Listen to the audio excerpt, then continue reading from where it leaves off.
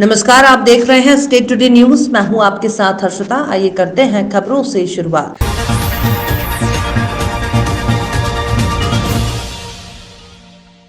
उज्जैन में परंपरा अनुसार प्रतिवर्ष पंचकोशी यात्रा निकाली जाती है। इस यात्रा में उज्जैन के ग्रामीण क्षेत्रों सहित मालवा अंचल के यात्री शामिल होते हैं। पंचकोशी यात्रा की विधिवत शुरुआत दशमी तिथि से होती है, जो कि सोमवार से शुरू हो चुकी है। 5 दिन की इस यात्रा में हजारों की संख्या में श्रद्धालु विभिन्न पड़ाव स्थल पर पूजन अर्चन करते हैं। 118 किलोमीटर की इस पंचकोशी यात्रा की शुरुआत भगवान नागचंद्रेश्वर मंदिर से हुई और यहाँ सबसे पहले गणेश पूजन किया गया। उसके बाद भगवान नागचंद्रेश्वर की आरती हुई। यहाँ ध्वज का पूजन कर जुलूस के साथ यात्रा की शुरुआत हुई। खास बात यह है कि कोरोना काल के 2 वर्षों के कारण पंचकोशी यात्रा पर प्रतिबंध लगा हुआ था, लेकिन इस वर्ष यात्रा शुरू होने पर बड़ी संख्या में श्रद्धालु शामिल हुए। यहाँ मान्यता अनुसार नागचंद्रेश्वर मंदिर पर नारियल चढ़ाकर बल दिया जाता है और 5 दिन की यात्रा समाप्ति पर दर्शन कर बल लौटाया जाता है।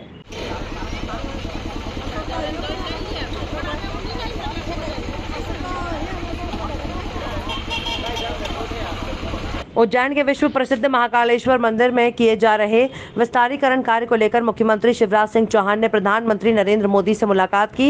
इस मुलाकात को लेकर सोशल मीडिया पर यह जानकारी वायरल हो रही है कि महाकाल वन प्रोजेक्ट के अंतर्गत किए जा रहे महाकाल मंदिर के विस्तारीकरण कार्य का लोकार्पण प्रधानमंत्री नरेंद्र मोदी द्वारा किया जाएगा, जिसकी तैयारियों को लेकर NSG की टीम द्वारा महाकाल मंदिर का निरीक्षण भी किया गया। वहीं मामले को लेकर पुलिस अधीक्षक सत्येंद्र कुमार शुक्ला ने देवास रोड स्थित पुलिस लाइन पर बयान देते हुए बताया कि वर्तमान परिस्थितियों के आधार पर हमारे पास ऐसी कोई जानकारी नहीं है। इस विषय को लेकर हमें आधिकारिक रूप से जानकारी मिलती है तो हमारी ओर से आपको सूचना दी जाएगी।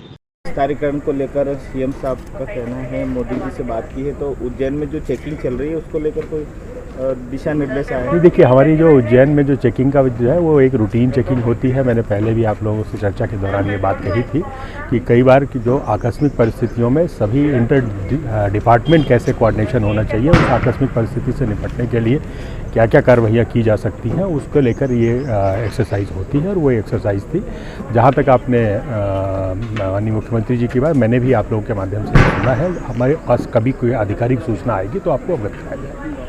रहटगांव तहसील के ग्राम टेमा गांव में मालवीय हांजी परिवार के यशवंत मालवीय, राजकुमार मालवीय, बसंत मालवीय, ब्रजेश मालवीय, नीलेश मालवीय, आयुष मालवीय परिवार द्वारा माता गणगौर धनियार राजा की सुबह ग्राम के मंदिर से कलश यात्रा निकाली गई, जो कि गांव की गलियों से मालवीय परिवार के यहां पहुंची, जहां पर माता के घट खड़ा स्थापना की गई, जिसमें ग्रामीण श्रद्धालुओं ने एकत्रित होकर ढोल नगाड़े के साथ माता गणगौर का स्वागत किया और रात्रि में ग्राम की माताओं ने पंडाल में आकर माता रानी के सुंदर झालर दिए। साथ ही आसपास के क्षेत्रों से आए गणगौर मंडलों में स्थानीय सविता मंडल टेमा गांव, मित्र मिलन मंडल पोखरानी, भक्ति सागर मंडल रहटगांव, मां बीजासन बालिका मंडल टिमरनी और दुर्गा चक्र मंडल विसैनी कला के कलाकारों द्वारा भजनों की सुंदर प्रस्तुति और माता रनुबाई के सुंदर झाले प्रस्तुत किए गए। मंच का संचालन रणवीर अत्रोलिया, गणेश पटेल, अमित योगी, अनूप चौधरी, भानु किरार के द्वारा किया गया। साथ ही आसपास के गाँव से आए श्रद्धालु और ग्रामीणों ने सुंदर प्रस्तुति का आनंद उठाया।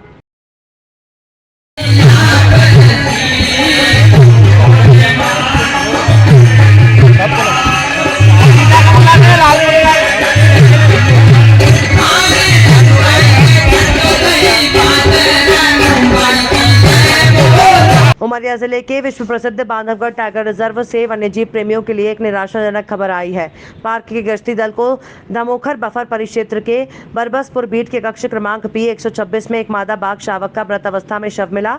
घटना की सूचना पार्क के गश्ती दल ने पार्क के उच्च अधिकारियों को दी, जिसके बाद वरिष्ठ अधिकारियों का दल, NTCA के प्रतिनिधि सदस्य और वन्य जीव चिकित्सकों की टीम मौके पर पहुंची, जहां उन्होंने देखा कि मृत बाघ शावक के सिर और पेट, पीठ, कान में गंभीर चोट के निशान है। आशंका जताई जा रही है कि किसी वयस्क नर बाघ के हमले से शावक की मौत हुई है। मृत बाघ शावक का PM कराने के बाद शव जला दिया गया और घटना के कारणों की जांच की जा रही है।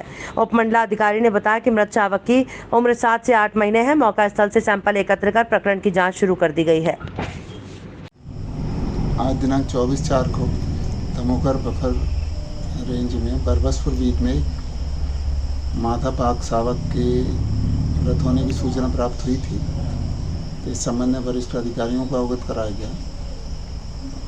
प्रोटोकॉल के अनुसार NTCA के प्रतिनिधि, NGO के प्रतिनिधि, क्षेत्र संचालक बांधवगढ़ एवं अन्य अधिकारियों की उपस्थिति में बांधवगढ़ टाइगर रिजर्व के शल्य चिकित्सक द्वारा उसका PM किया गया। मृत बाघ शावक की उम्र लगभग 8 माह है। मौके पे जो साक्ष्य मिले हैं उससे ऐसा प्रतीत होता है कि नरबाग द्वारा ये शावक को मारा गया है।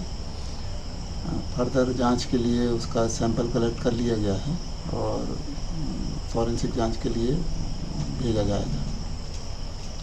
मनासा में निजी स्कूलों को लूट में छूट भ्रष्ट शासन द्वारा दी गई और निजी टेलीकॉम कंपनियों के टावर हमारी सरकारी कंपनी बीएसएनएल टावर की डिश कवरेज के जरिए चलते हैं, तो हमारे यहाँ सरकारी कंपनी बीएसएनएल के ग्राहकों को नेटवर्क और डेटा नेटवर्क बढ़ाने के निजी टेलीकॉम की रेंज कम कर बीएसएनएल की बढ़ाई जाए और सरकारी गौशाला को निजी गौशाला का आधिपत्य हटाने के लिए आम आदमी पार्टी के समर्थन में आम आदमी पार्टी की मांगों को मानकर लूट को रोका जाए। मध्य प्रदेश में निजी स्कूलों की लूट में छूट वापस कर मध्य प्रदेश में प्राइवेट स्कूलों में पढ़ने वाले बच्चों के माता पिता पर अतिरिक्त भार आपके द्वारा बढ़ाया गया, उसे वापस लिया जाए और दिल्ली में आम आदमी पार्टी की सरकार में जिस तरह सरकारी स्कूलों में निर्माण और स्थापना की गई उसी तर्ज पर हमारे मध्य प्रदेश में भी स्कूलों को महत्व दें और निजी स्कूलों की मनमानी लूट को जैसे पंजाब में आम आदमी पार्टी की सरकार ने रोक लगाई वैसे रोक मध्य प्रदेश में भी लगाई जाए। जिस प्रकार निजी टेलीकॉम कंपनियां द्वारा आमजन को 1 महीने की कहकर 24 दिन और 28 दिन दिए जाते हैं, उस दिन पैक की अंतिम तारीख के बाद वैधता आने वाले कॉल को काटकर बंद कर दिया जाता है। हितग्राही की निजी टेलीकॉम कंपनी की वैधता और 24 और 28 दिन को बढ़ाकर 30 दिन कराया जाए। हमारे सरकारी कंपनी बीएसएनएल कंपनी की frequency range network data network BSNL tower से बढ़ाई जाए, जिसमें सरकारी कंपनी के हितग्राहियों को फायदा पहुंचे, जिससे निजी कंपनियों की लूट को रोका जा सके। नए कितौली चौकी प्रभारी गणेश विश्वकर्मा ने पदभार संभालते ही एक जेसीबी एक डंपर को धर दबोचा।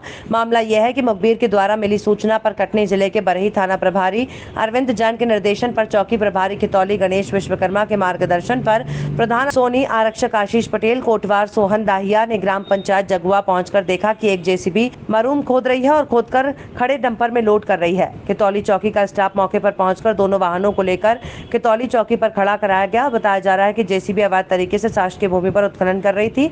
जेसीबी सतना निवासी राजू सिंह की बताई जा रही है। फिलहाल कितौली पुलिस ने खनिज अधिनियम के तहत विभिन्न धाराओं में मामला कायम कर दिया है। हालांकि कितौली पुलिस कई दिनों से उपरोक्त वाहनों को पकड़ने की तलाश में थी। जबलपुर में आज अंबेडकर कॉलोनी खान हाउस में वजहुल कमर साहब की जानिब से 23वां रोज़ा के इफ्तार का आयोजन किया गया। लगातार 20 वर्षों से रोज़ा इफ्तार का आयोजन किया जा रहा है। कोरोना काल के 2 साल बाद रोज़ा इफ्तार का आयोजन किया गया, जिसमें हज़ारों रोज़दारों ने रोज़ा इफ्तार किया। रोज़ा इफ्तार के बाद सभी रोज़दारों ने मगरिब की नमाज अदा की और सभी नमाजियों ने देश में अमन चैन भाईचारा और दिनों दिन तरक्की हमारा देश करता रहे की दुआ मांगी। गुलाम हुसैन पूर्व पार्षद ने बताया कि रमज़ान के पवित्र महीने में रोज़दारों को इफ्तार कराने से बहुत बड़ा सवाब मिलता है और घरों में बरकतें नाजिल होती है। अंबेडकर कॉलोनी में खान हाउस में वजहुल कमर साहब की जानिब से अजीम शान अफ्तार आम का एहतमाम किया गया, जिसमें सैकड़ों लोगों ने शिरकत की रोज़ा इफ्तार किया और लगातार ये 20-22 वर्षों से चल रहा है और ये हमारे हिंदुस्तान की अच्छी परंपरा है कि यहाँ पर हिंदू मुस्लिम सभी धर्म के लोग रमज़ान शरीफ में शामिल होकर अकीदत का परिचय देते हैं और यहाँ पर इफ्तार के बाद नमाज अदा की। उसमें नमाज के बाद जो है तुरंत हिंदुस्तान की अमन और शांति और सुकून के लिए और तरक्की के लिए दुआ मांगी गई और अल्लाह तबारक तआला से दुआ करते ही परवरदिगार आलम पूरे हिंदुस्तान में अमन और शांति कायम रखे और हिंदुस्तान को और तरक्की अता फरमाए। अपना नाम गुलाम हुसैन पूर्व पार्षद। देखो रोज़ा अफ्तार का प्रोग्राम रखा गया है खान हाउस अंबेडकर कॉलोनी में और हमेशा करीब 20-22 सालों से रोज़ा अफ्तार कर रहे हैं। पिछले 2 सालों से नहीं रख पा रहे थे और अब इंशाल्लाह हमेशा वैसे रोज़ा अफ्तार करेंगे और रोज़ा अफ्तार के बाद नमाज भी पढ़ी गई है और नमाज के बाद पूरे देश दुनिया के लिए दुआएं की गई। खबरों में फिलहाल इतना ही। आप देखते रहिए स्टेट टुडे न्यूज़।